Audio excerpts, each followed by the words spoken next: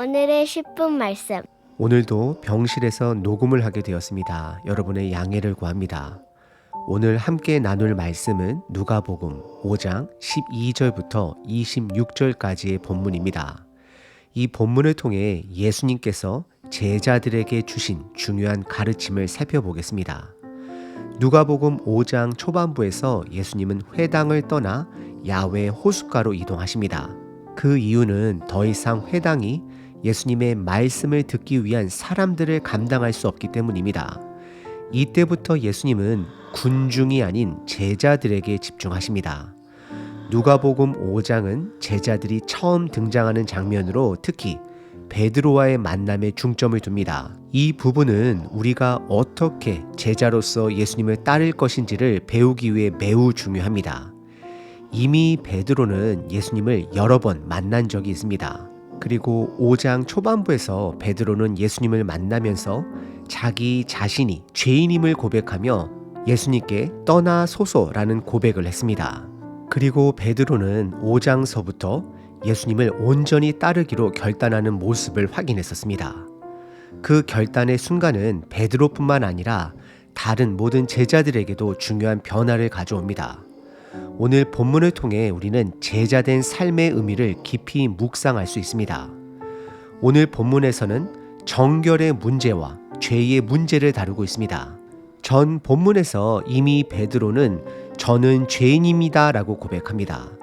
그런데 여러분은 죄를 무엇이라고 생각하시나요? 우리는 종종 죄의 결과로 나타나는 나쁜 행동들에 집중하는 경향이 있습니다. 그러나 죄의 본질은 단순한 행동의 문제가 아니라 바로 상태의 문제입니다. 하나님을 모르는 상태, 하나님과 끊어진 상태가 바로 죄입니다. 우리가 자주 말하는 나쁜 행동들은 결국 하나님을 모른다는 근본적인 상태에서 비롯된 2차적인 결과물에 불과합니다. 결국 우리가 해결해야 할 문제는 하나님을 아는 것입니다. 하나님과의 관계가 회복되지 않으면 우리의 삶은 끊임없이 죄의 영향을 받게 됩니다. 오늘 본문은 예수님께서 이 땅에 왜 오셨는지를 명확히 보여줍니다. 예수님은 단순히 병을 고치러 오신 것이 아니라 구약에서 강조된 부정함과 죄를 해결하기 위해 오셨습니다. 예수님은 우리의 죄를 깨끗이 씻기 위해 이 땅에 오셨고 그로 인해 우리는 새로운 삶을 시작할 수 있게 되었습니다. 오늘 본문을 통해 우리는 예수님의 제자로서의 삶을 다시금 되새겨 봐야 합니다. 내 죄가 해결되었다라는 것이 내 삶에 어떤 의미를 갖는지 우리는 어떻게 살아야 할지 점검해 보시는 시간이 되어야 할 것입니다. 예수님의 제자로서의 삶은 단지 믿는 것에 그치지 않고 예수님을 따르며 하나님의 뜻을 온전히 깨닫고 실천하는 순종하는 삶입니다. 그러므로 여러분, 오늘 본문을 통해 여러분의 제자된 삶을 다시 한번 점검하시고 하나님과의 관계 회복을 위해 더욱 힘써 나아가시길 바랍니다. 오늘 본문에는 두 가지 환자의 이야기가 나옵니다. 첫 번째는 심각한 피부 질환을 앓고 있는 나병 환자이고 두 번째는 중풍병자입니다. 이 두 사람의 치유를 통해 예수님께서 우리에게 주시는 교훈을 살펴보겠습니다. 첫 번째는 나병 환자입니다. 12절서부터 16절입니다. 12절에 보면 예수님이 한 동네에 계신다는 내용이 나옵니다. 예수님은 여전히 갈릴리 지역에 계셨고 갈릴리는 당시 사회에서 소외된 땅이었습니다. 그곳에서 나병 환자가 예수님을 보고 엎드려 간구합니다. 이 나병 환자가 예수님을 만난 것은 단순히 우연이 아니었습니다. 그가 예수님을 향한 믿음을 가지고 있었기 때문입니다. 당시 나병은 단순한 피부 질환이 아니라 사회적으로 고립되는 병이었습니다. 나병에 걸린 사람은 율법에 따라 사람들과 격리되어 살아가야 했습니다. 하지만 이 나병 환자는 예수님이 그를 고칠 수 있다고 믿었습니다. 13절에 보시면 예수님께서 그에게 손을 내밀어 만지신다는 장면이 나옵니다. 이는 매우 파격적인 행동이었습니다. 당시 나병 환자는 만져서는 안 되는 존재였고 만지면 부정해진다고 여겼습니다. 하지만 예수님은 그를 만지시고 그의 믿음을 보시고 깨끗함을 받으라 말씀하셨습니다. 이 장면에서 중요한 것은 예수님이 나병 환자에게 손을 대심으로 부정함을 정결케 하셨다라는 점입니다. 예수님은 단순히 병을 고치시는 것이 아니라 그가 사회와 관계를 회복할 수 있도록 도와주셨습니다. 그래서 14절에서 예수님은 그에게 아무에게도 말하지 말고 제사장에게 내 몸을 보이라고 말씀하십니다. 예수님은 그를 고쳐주셨지만 제사장에게 가서 율법에 따른 정결 과정을 거치도록 하셨습니다. 왜 그러셨을까요? 첫째, 예수님은 그가 가족들과 다시 만나길 원하셨습니다. 사회 일원에 포함되길 원하셨습니다. 둘째, 예수님은 사람들이 오해하는 것을 막고자 하셨습니다. 예수님은 이 땅에 와서 부정을 정결케 하시고 관계를 회복시키는 일을 하셨습니다. 15절에 병자들이 예수님께 몰려오자 16절에서는 예수님이 한적한 곳으로 가서 기도하십니다. 예수님은 육체적인 치유가 가장 중요한 일이 아니라 하나님과의 관계 회복을 더 중요하게 여기셨음을 확인할 수 있습니다. 제자들은 이 사건을 통해 예수님께서 단순히 병을 고치시는 분이 아니라 관계를 회복시키는 분임을 배웠을 것입니다. 예수님은 고독한 시간을 보내며 기도하셨습니다. 이는 육체적 치유가 예수님의 주된 사역이 아님을 깨닫게 해줍니다. 두 번째 본문은 중풍병자의 치유입니다. 17절서부터 26절입니다. 17절에서는 예수님과 제자들이 갈릴리 지역에 계셨다라는 것을 확인할 수 있습니다. 그리고 그곳에는 예루살렘에서 예수님의 치유 사역을 조사하기 위해 나온 바리새인들과 율법 교사들이 함께 있었다라는 사실도 본문에서 확인할 수 있습니다. 그리고 18절과 19절에서는 한 중풍병자와 그의 친구들이 등장합니다. 친구들은 걷지 못하는 그 친구를 위해 예수님께 가고 싶었지만 이미 그 방에는 많은 사람들이 예수님을 둘러싸고 있어 가까이 다가갈 수 없었습니다. 하지만 그들은 포기하지 않았습니다. 19절에서 친구들은 침상에 중풍병자를 실어 그를 예수님께 데려가려고 합니다. 그리고 그들은 지붕을 뜯고 흙과 나무로 엉켜있는 부분을 벗겨내며 그 친구를 내려놓습니다. 그 순간 현장에 있던 사람들은 모두 당황했을 것입니다. 그런데 20절에서 예수님은 다른 점에 집중하십니다. 예수님은 그 친구들의 믿음에 주목하십니다. 친구들의 믿음이 중풍병자를 예수님께 데려오게 했고 그 믿음이 예수님을 통해 병을 고칠 수 있게 했다라는 것입니다. 특별히 예수님은 중풍병자의 병이 나았다라고 말씀하지 않고 내 죄가 용서받았다라고 선언하십니다. 여기서 중요한 점은 우리의 믿음으로 다른 사람들의 죄가 용서받을 수 있다라고 말씀하는 것이 아니다라는 점입니다.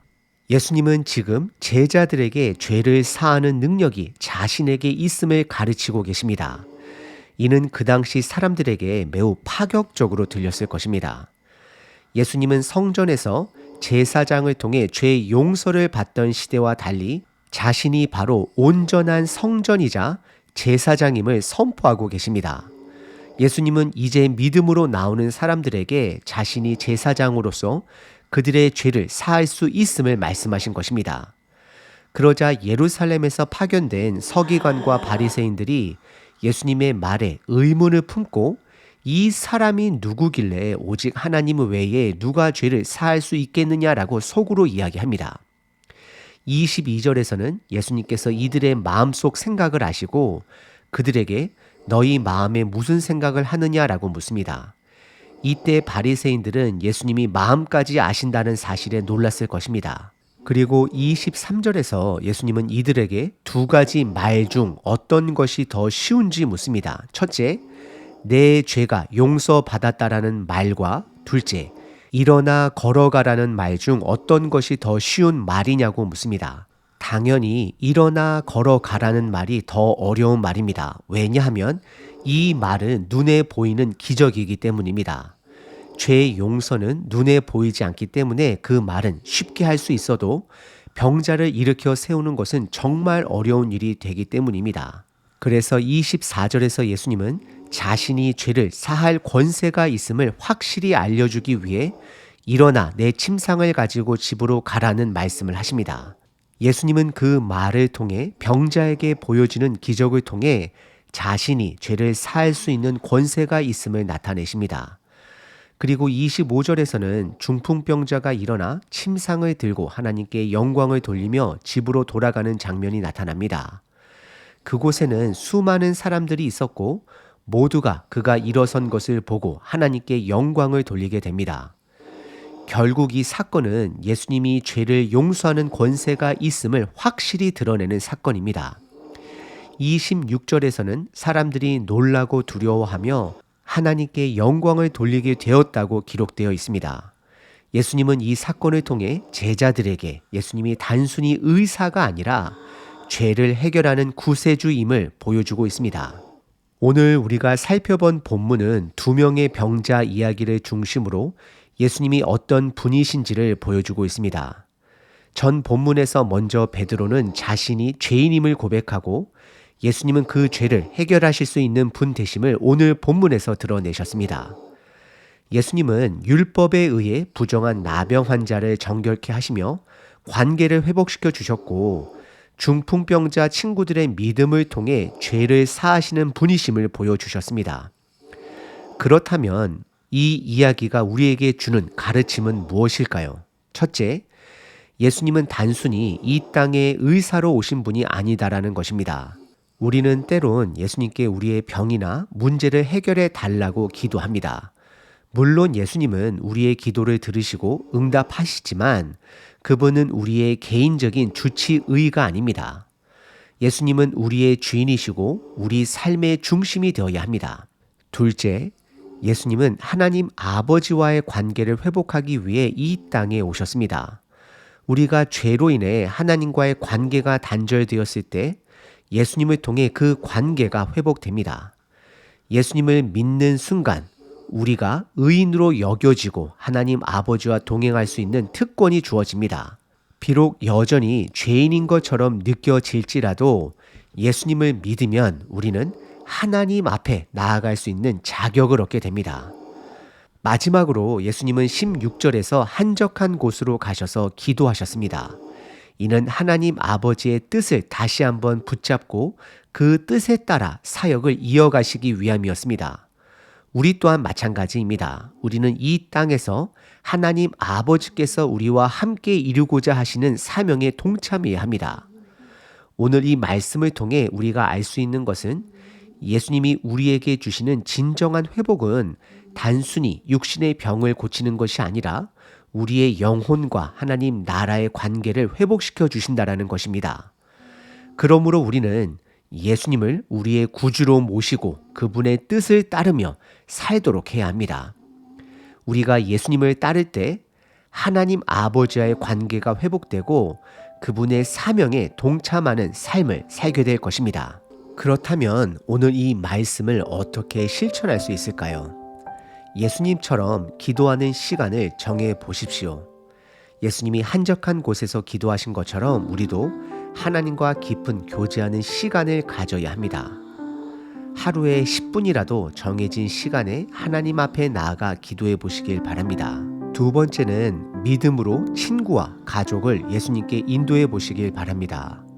중풍병자의 친구들이 믿음으로 그를 예수님께 데려간 것처럼 우리도 주변 사람들을 예수님께 인도해야 합니다. 가족과 친구들을 위해 기도하고 그들에게 복음을 전할 기회를 만들어 보시길 바랍니다. 에베소서 2장 8절 너희는 그 은혜에 의하여 믿음으로 말미암아 구원을 받았으니 이것은 너희에게 난 것이 아니요 하나님의 선물이라 행위에서 난 것이 아니니 이는 누구든지 자랑하지 못하게 함이라.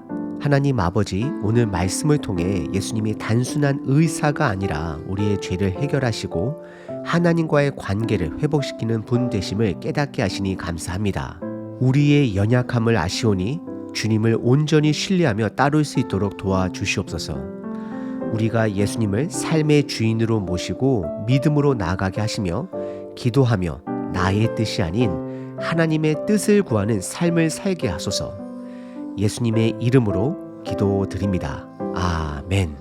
항상 기뻐하라. 쉬지 말고 기도하라. 범사에 감사하라.